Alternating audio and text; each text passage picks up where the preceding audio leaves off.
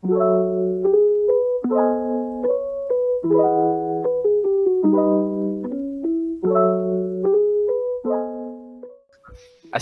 warahmatullahi wabarakatuh. Nama saya Muhammad Nur Amjad bin Asabdin. Pada hari ini saya dan ahli kumpulan saya akan menerangkan sedikit tentang problem based task 2 untuk Python programming. Ahli kumpulan saya adalah Saya Muhammad Aziz. Dan saya Nur Aina Afifah. Jadi kami akan menerangkan tentang PBT2, iaitu adalah sambungan daripada mini project. Jadi saya akan pergi kepada slide yang seterusnya di sini, iaitu adalah slide pengenalan lah, macam kita telah pun introduce tadi. Jadi untuk introduction di sini kami telah membuat tentang sistem game inventory replenishment, iaitu khususnya sistem ini telah dibuat adalah di mana kita boleh calculate the total price of game stock. Jadi publisher boleh menggunakan sistem ini untuk calculate total price of game stock dan dia akan paparkan total price yang mereka perlu, game store perlu bayar supaya mereka boleh dapatkan stok-stok game. Jadi ini adalah kegunaan sistem ini secara ringkasannya lah. Jadi bila stok game store itu running low, publisher ini boleh menggunakan sistem ini dan dia boleh mengira berapa banyak stok untuk dihantar, dan daripada total price itu dia boleh membuat anggaran berapa banyak game store perlu membayar kepada publisher tersebut untuk mendapatkan stok tersebut. So pada next slide kita ada purpose. Kita ada 3 purpose untuk sistem ini, iaitu all data will be stored in a system, provides easy calculation of game stocks dan juga fast searching for any information.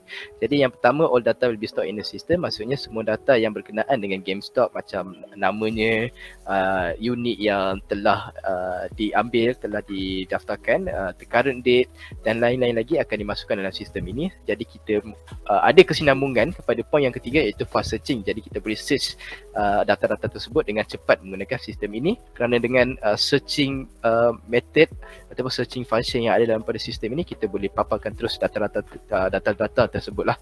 Dan lagi satu point yang kita ada di tengah-tengah, iaitu kedua, provides easy calculation of game stocks. Jadi dia boleh membuat calculation game stock dengan senang, harga total price yang perlu dibayar. Kita hanya perlu memasukkan detail-detail, sedikit detail yang akan ditanyakan dalam sistem untuk calculate total price, dan total price ini dengan detail-detail lain untuk stok game tersebut kita boleh masukkan di dalam database, dan kita boleh paparkan semula juga menggunakan database tersebut. Dan ketiga tu fast searching, macam yang telah saya mention lah sebelum ni.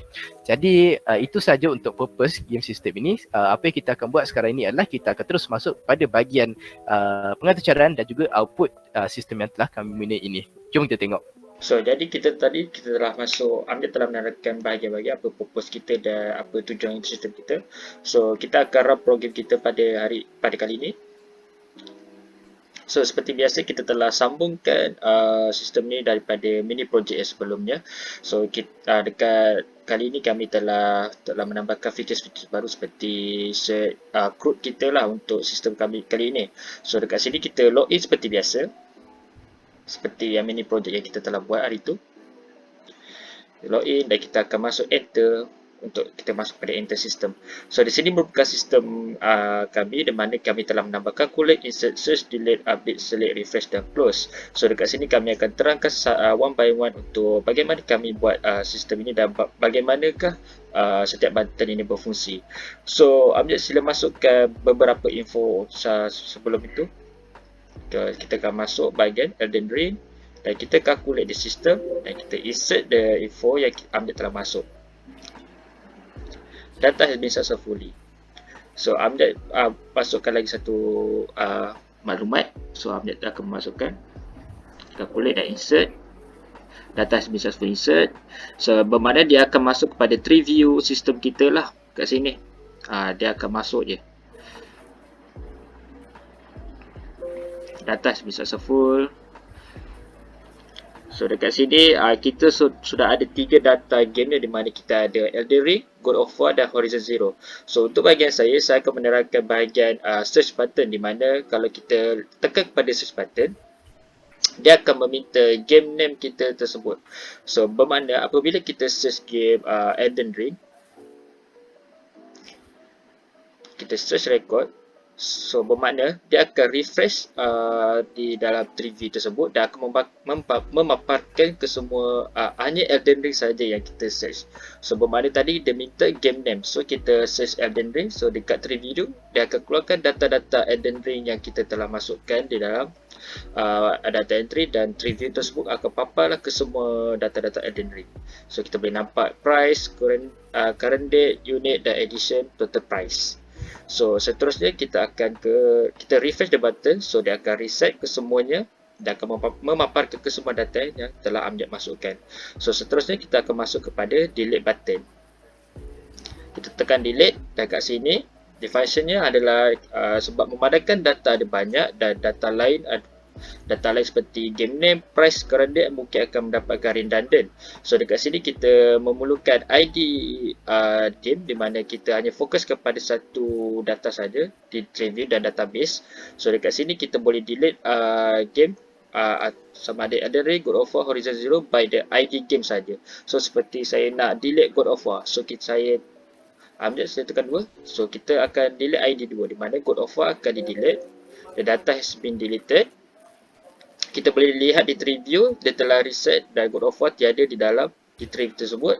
So di database pun tiada data God of War yang di mana kita telah delete. Kita boleh lihat di dalam database tiada data God of War sebab kita dah delete. So tinggallah Elden Ring dan Horizon Zero, ID pun dia masih kekal.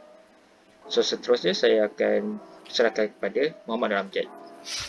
Okey, untuk bahagian yang seterusnya saya akan menerangkan tentang update, button update yang kita ada di sini. Jadi untuk update ni apa yang kita boleh buat adalah, jadi data yang kita tinggal di sini adalah Elden Ring dengan Horizon Zero. Tapi contohnya saya nak katakan game kat sini sebenarnya saya tak nak letak Elden Ring, saya nak letak contohnya God of War. So apa yang saya boleh buat, saya klik saja pada sini yang ada dalam tree view ini ataupun dalam list view ini dan saya boleh select. Dan apabila saya select, kita boleh nampak bahawa semua data akan dipaparkan di sini. Dan di sini saya boleh tukar data Elden Ring ni jadi God of War. So kalau saya type God of War and then bila saya press di update button, dia akan kata the data has been updated. Saya klik OK dan kita boleh nampak bahawa game name yang ada dalam list view ataupun tree view ini adalah God of War. Dan kalau saya pergi balik dekat MySQL Workbench dan saya run, kita boleh nampak bahawa name di sini pun dia telah tukar pada God of War. Maksudnya di dalam database juga dia telah pun tukarkan nama itu kepada God of War. Jadi itu adalah untuk update. Untuk dua bahagian seterusnya iaitu select dengan refresh akan diterangkan sedikit oleh Aina. Okey, jadi saya akan menerangkan pada bahagian button select dan juga refresh. Manakala select tadi, perasan tak Amjad dan juga Adik telah menggunakan button select tersebut. Jadi kita bila kita hover saja dan kita klik pada button select, jadi data-data tersebut dia akan keluar pada entry yang terdapat pada kotak kosong di dalam records. Manakala untuk button refresh, di mana macam seperti Amjad tadi, bila dia klik update, jadi dia nak data, dia nak refresh data, jadi dia hanya perlu menekan button refresh. Jadi dia akan keluarkan data-data yang terkini. Sama juga seperti bahagian Adik tadi, sekiranya kita nak delete data tersebut, lepas kita delete, kita hanya perlu tekan refresh dan dia akan keluar data-data yang terkini lah yang setelah delete data tersebut. Okey, jadi kita akan pergi kepada bahagian coding. Okey, sekarang kita akan terangkan sedikit tentang bahagian coding yang telah kami membuat untuk problem based task 2. Macam yang telah diterangkan sebelum ini, problem based task 2 ini adalah continuation ataupun sambungan daripada mini project yang telah kami membuat. Jadi kami akan menunjukkan coding yang sama tetapi dengan tambahan-tambahan yang telah kami membuat untuk problem based task 2 inilah. Jadi untuk yang pertama adalah saya akan terangkan tentang coding macam mana kita boleh delete data yang ada di dalam sistem ini dan ada connection dengan database lah, macam mana kita nak delete that specific data lah. So yang pertama kita boleh nampak di sini kita ada menggunakan satu method nama dia lookup_records delete. So ini adalah paparan window yang telah dikeluarkan apabila kita delete.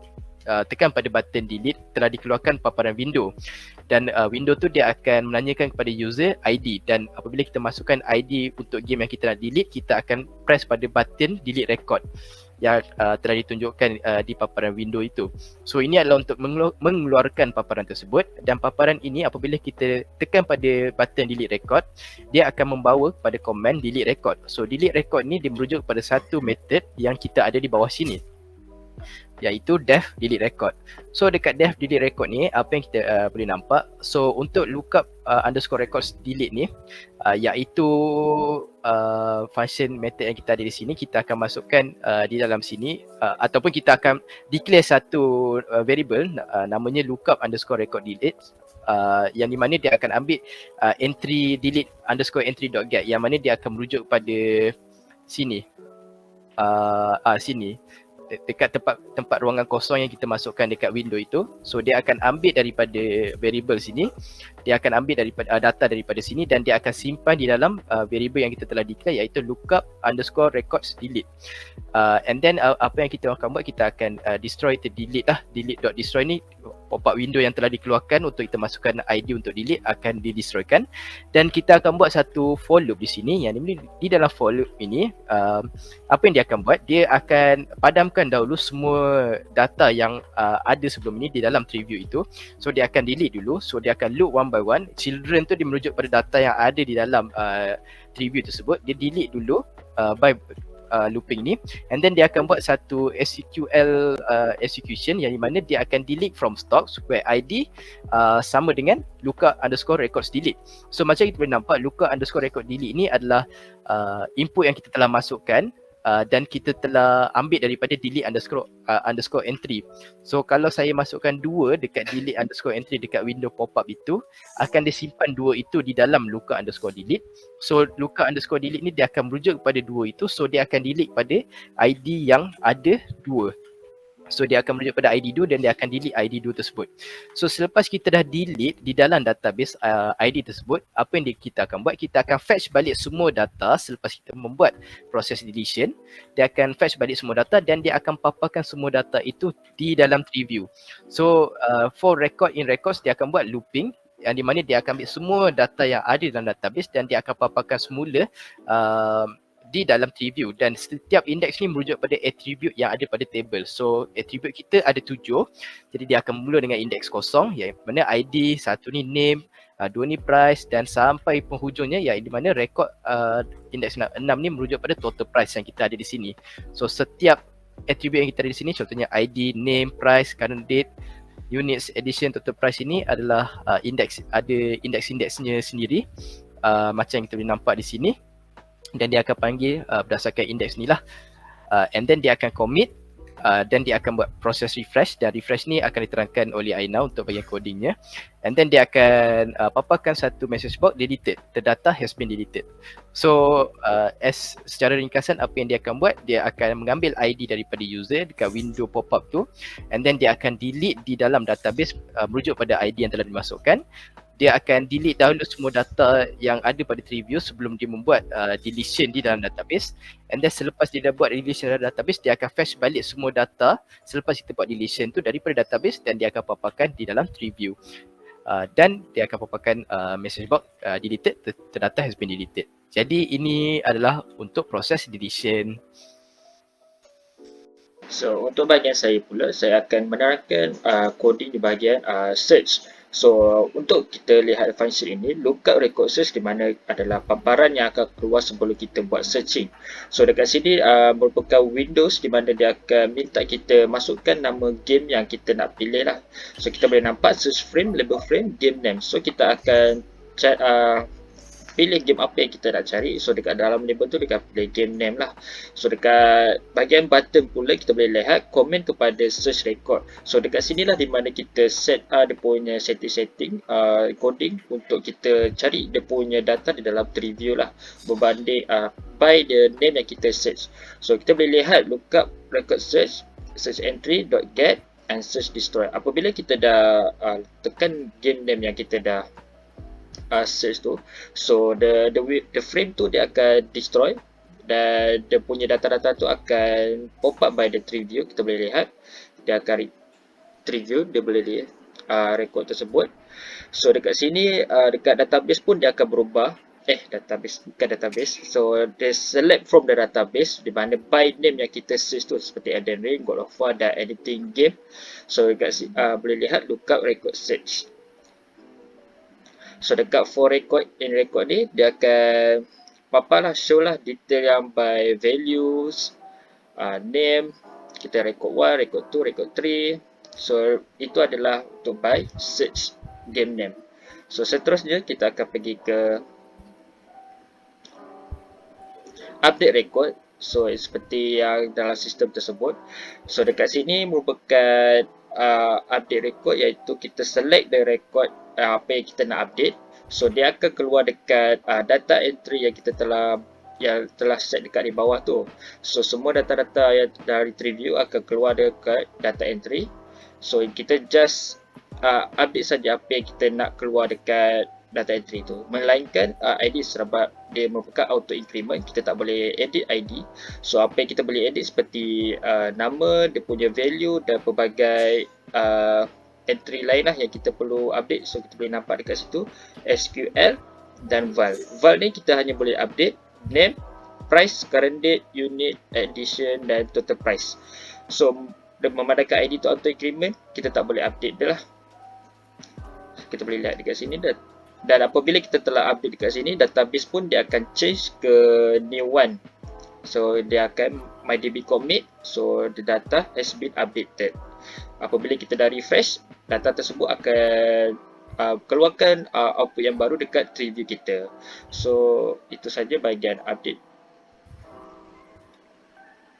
So Aina boleh sambung. Okey, pada bahagian saya akan menerangkan mengenai function select record. Select record ni di mana macam tadi kita nak insert ataupun kita nak update kan. Jadi kita perlu select record. Jadi dekat situ dia ada kata selected equal preview.focus. Maksudnya dekat situ kalau kita perasan bila kita hoverkan tadi dekat list ataupun review tadi, dia akan keluar warna biru. Jadi dia akan fokus dekat mana yang kita select. Kemudian dia akan keluarkan senarai value yang ada. So dia akan masuklah value-value tersebut ke dalam records. Macam ID, name, price. So ID entry.insert ni, value yang ada dalam tu adalah index dia. Jadi dia akan masuklah array 0, array 1, 2, 3 dan seterusnya sampai 6, index 6. Okey, jadi untuk method to refresh the record inside the review, di mana function refresh ni macam yang kita lihat tadi untuk update dan juga delete. So dia akan macam yang Amjad ada terangkan tadi sedikit, dia akan loop record tersebut dan dia akan delete ataupun reset record tu dan dia akan, bila kita delete record tersebut, dia akan memaparkan list ataupun review tu tadi. So kalau kita tak letak delete tu tadi, bila kita tak letak delete record, dia akan mengakibatkan duplicate ataupun redundancy lah dekat bahagian list dan juga review tu tadi. Okey, jadi yang ni macam sama macam tadi. Dia ada SQL di mana dia akan select semua sekali dalam stock dan dia akan fetch all. Jadi dia akan fetch lah, dia akan refresh dan dia akan paparkan yang terkini lah, maklumat yang terkini after kita delete dan juga update. Macam yang ni tadi, dan dia akan masuk dalam index 0, 1, 2, 3 record mengikut indeks masing-masing. Jadi macam tadi dia ada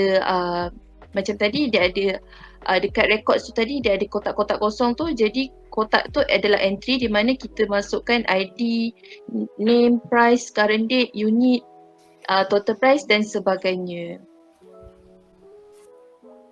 Okey, kemudian kita letak mydb.commit.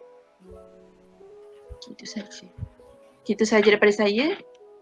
Ada sebarang penambahan?